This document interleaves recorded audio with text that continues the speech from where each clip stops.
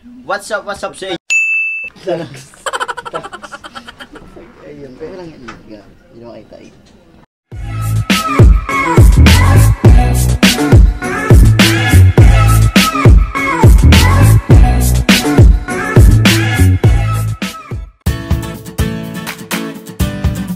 What's up sa inyo mga kasumbra? Welcome back again to my YouTube channel, and kung bago ka lang sa akin channel, please don't forget to subscribe, like, and share, and click the notification bell here below. At yun guys, share lang namin na i-reveal namin yun kung anong ibig sabihin ng sombrador, kasi maraming nagtatanong sa amin ngayon kung sir, ano bang ibig sabihin ng na sombrador? Sombra, ba't mga kasumbra, bakit ganun? Yun, mga sombra. Gusto namin.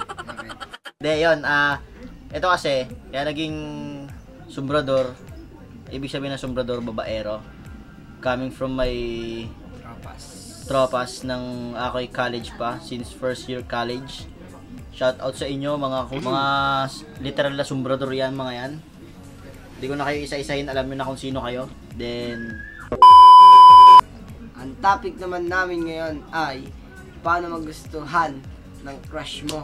7 tips paano magustuhan ng crush mo. Unahin na natin dyan ang Be real.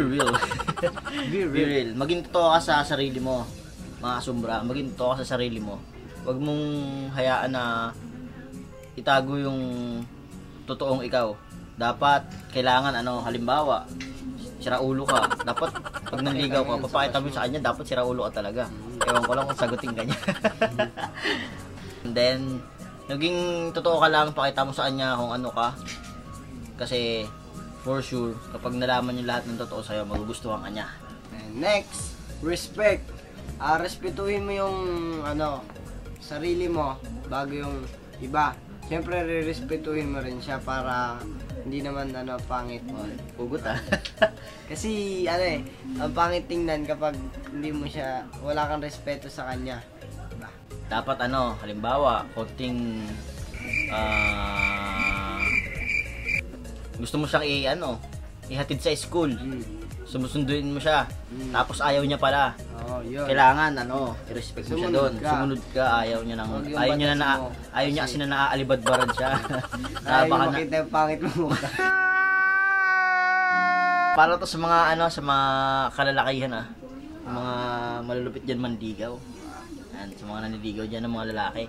Hindi ako nalalait. Hindi kami nanlalahat. Hindi kami nalalait. Be confident. Maging confident ka sa sarili mo. Huwag naman yung confident na, sasagutin ako nito, ganito, ganyan. Gwapo ako. Yung magyayabang agad. Oo, huwag kang magyayabang agad. Dapat, maging confident ka na, sasagutin kaya ako nito? Sasagutin niya ako. Siguro.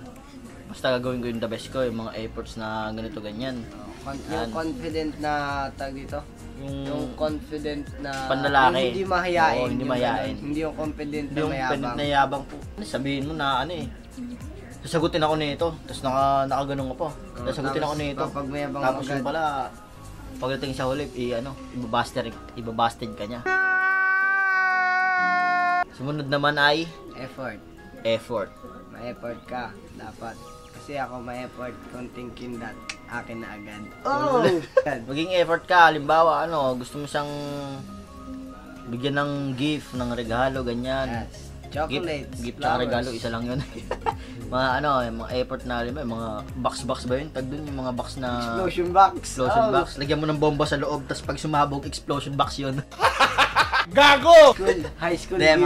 High school gift yung mga high school gift. Hindi naman, may gumagamit din na iba na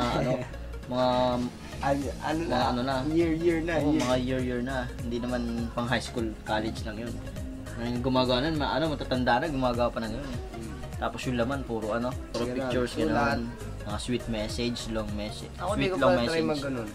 Natry ko na mag-ganon, kaso pangit ako gumawa Ayaw ko mag-ganon. Pero effort yun.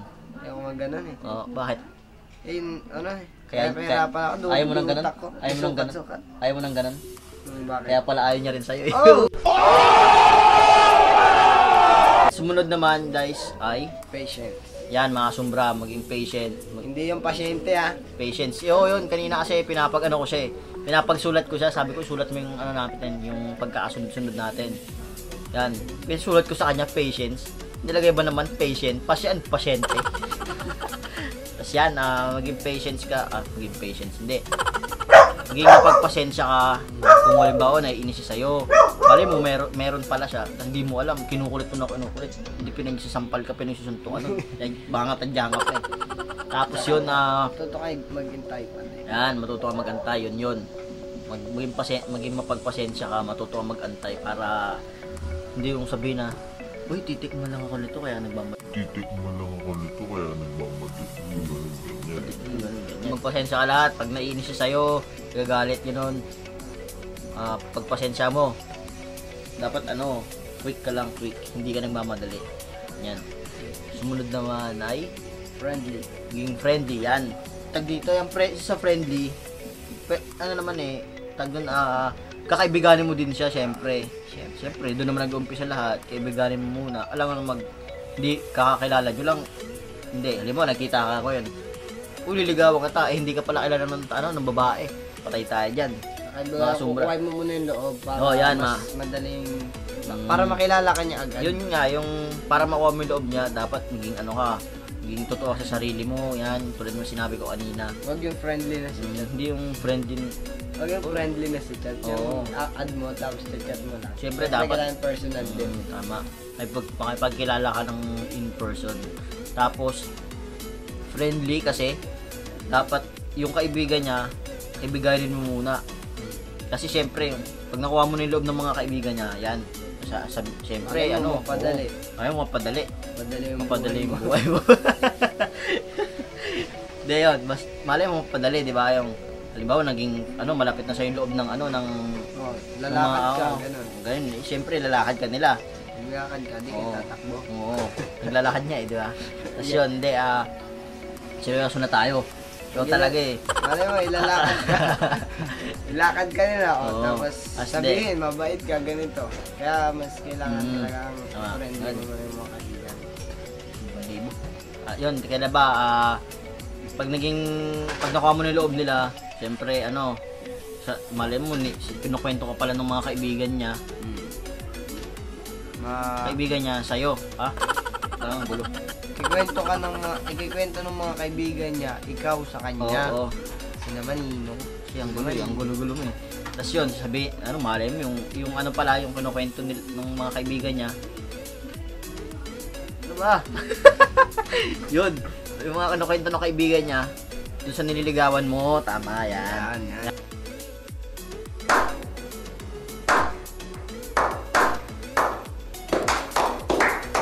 Yan, nagkakaintindihan na tayo. Yung mga dito, mga magagandang nakikita nila sa'yo, ito, ganito, to sa sarili. Ito talaga siya, nakikita namin na ganito, ganyan, na gwapo yan, mabait yan, ganyan, talino, ganyan, dapat ganon. Tapos susunod natin ay flirt. Ito yung malupit sa lahat. Flirt. Susunod natin, flirt. Okay lang. Landiin mo siya. Siyempre wag naman yung landi na puta. Ano ba yung dyan? Yung landi na wag yung landi na hipuan. O yung ginagulong-gulong mo. Wag yun, iwasan mo yun. X yun, X. Tapos yan, landiin mo din yung tag dun yung siyempre yung parang pagpapakilig yung bigla, banatan mo. Huwag mo susuntukin. Wag mo susuntukin. Banatan mo natin. Pag sinuntok mo yan. Banatan mo, bigyan mo ng pick-up lines, mga corny jokes mo dyan. Kahit corny yan, siyempre, kinikilig yan, kunwari pa lang yan. Mga babae kasi dyan, mga pakipot yung mga babae. Kukunot ng kilay, yung pala kinikilig ka. Yun, ganun lang sila. Kunwari ganun. Yung corny. Gagang, tatawa lang. Funny. Funny wala. yan. Oo, yan. Pero kinikilig yun. Wala, deep inside, pagtalikod. Kikilig. Ganun na, nagan sila. So, yun yung 7 tips na ulitin na namin. 7 tips para magustuhan ka ng crush mo. Una, be real, maging totoo ka sa sarili mo. Huwag kang magsisinungaling na pakita mo kung ano ka. Sumunod, be respect. Respect her. Yan, ganun. Pag naligaw ka, respect her. Respetuhin mo yung mga desisyon niya. Tapos, mga ayaw niya, respetuhin mo rin. Tapos, yung pangatlo, dapat may confidence. Ha? Confidence. Yan, dapat, ha? Confidence. Ha? Confidence. Bakit? Yun, dapat daw may confidence. Yan, kailangan may confidence ka. Huwag kang confidence na mayabang. Dapat yung confidence na sakto lang.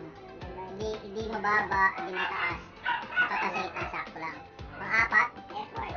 Yan, efforts. Mga efforts na bigyan mo siya ng mga simpleng regalo, ganyan. Bigyan mo ng mga, hindi ko naman sinabi gumastos ka ng mga sobrang mahal dyan. Dapat kahit teddy bear, yung teddy bear, tagbebente, shampoo. Tapos sunod, ilan na tayo? Apat na. Pang-apat, panlima. Panlima na tayo. Yan, patience. Hindi mo pagpasensya ka, mag-antay ka. Then, yun, maging magpasensya ka at mag-antay ka. Kung ano yung sasagot mo sa'yo, panlima yan. Pang-anim, friendly. Yan, be friendly, kaibiganin mo siya. Tapos, kaibiganin yung kaibigan niya, kaibiganin mo rin. Ligawan mo rin mga kaibigan niya. Kung may loob. Pero huwag mo maliligawan talaga lahat yun ha. Baka mga kaibigan yung babae, hindi ligawan mo na rin para isa-isa. Ganun. Tapos, yan, oo. Tapos, pang-pito, flirt. Yan, flirt. Tandiin mo, huwag yung malandi na ginagawin ko yung inyakas ka naman. Kaya ginagawin mo na pala. So, ay, conservative pala. Tapos, wow, English. Yun, hindi. Yung flirt, wag yung, landi naman na, lang na pakiligin mo siya. Na sweet, ganyan, sweet messages. Banatan mo ha. Banatan mo. So, ayun, mga sumbra.